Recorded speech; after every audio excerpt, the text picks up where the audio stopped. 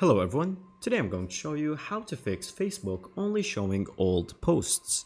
Make sure to watch the video until the end, not to miss any important details. Like and subscribe.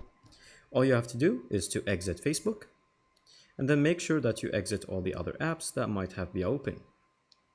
Now, from here you're going to search for settings. Once you go to settings, click on apps. Once you click on apps, click on see all apps. And then from here, you're going to search for Facebook.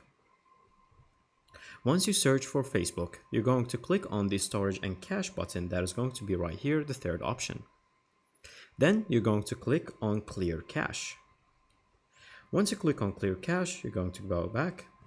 And then from here, you're going to exit the settings and make sure that you are connected to proper Wi-Fi or data.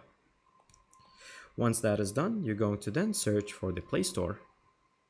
And then from here, you're going to search for Facebook.